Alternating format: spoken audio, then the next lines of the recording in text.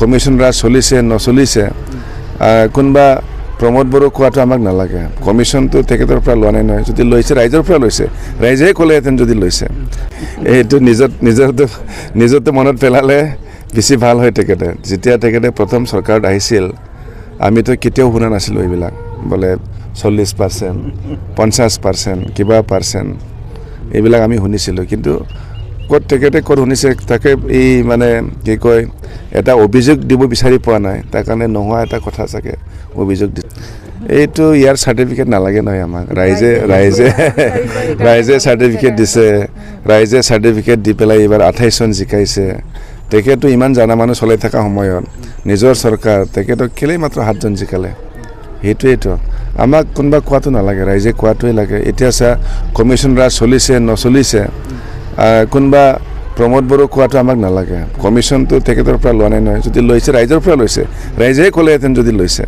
ৰাইজৰ পৰাতো কোনো আপত্তি অহা মানে হাগ্ৰামা ছাৰ আমি সদায় কওঁ তেখেতৰ কাম কথা আৰু কামৰ মাজত মিল আছে আৰু মিলৰ লগতো আমি তেখেতক ৰিজাব নোৱাৰোঁ বেছিহে আছে কথা কম কয় কাম বেছি কৰে এইবাৰ তেখেতে চৰকাৰ কৰি উঠাৰ পিছৰ পৰাই সদায় তেখেতৰ মাথাত লাগি আছিল যে 5টা গেৰেণ্টি কেনেকৈ আমি সফল কৰিম আৰু সবতকৈ চিন্তা কৰিবলগীয়া বিষয় আছিল আমি চৰকাৰ যিটো মাহত কৰিছোঁ এই ফাইনেন্সিয়েল বৰ্ষটো মানে ফ্ৰেছ ফাইনেন্সিয়েল বৰ্ষ নহয় এইটো প্ৰমোদে চলাই থৈ যোৱা এনেকুৱা বৰ্ষ আছিলে তো ইয়াত কোনো বাজেট পাবলগীয়া পইচা আৰু বেলেঞ্চ কোনো নাছিলে এই সময়ত more than মানে 300 crore এইটো এই স্কিমটো আৰম্ভ কৰাটো ইমান সহজ কথা নাছিল কিন্তু তেখেতে নিজৰ ষ্ট্ৰেটেজি লৈ পেলাই এতিয়া চাওক 4 মাহ নহওঁতে নিজৰ যিখিনি 5টা গেৰেণ্টি এইটো সফল কৰিল 5টা গেৰেণ্টিত 5টাও তেখেতে কৰিছে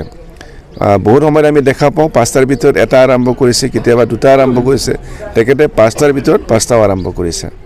স্যাৰ গোবিন্দ বসুমতাৰে এইবাৰ নতুনক বাদ এৰি দিম বুলি কৈছে ওদালগুৰিত কি বাদ দিব নতুন প্ৰজন্মক বাদ এৰি দিব গোবিন্দ বসুমতাৰ ইলেকশ্যন নেখেলিব হয় নেকি নাই ঠিকে আছে তেখেতৰ চিন্তা ভালে যদি নতুনবিলাকক দিব বিচাৰিছে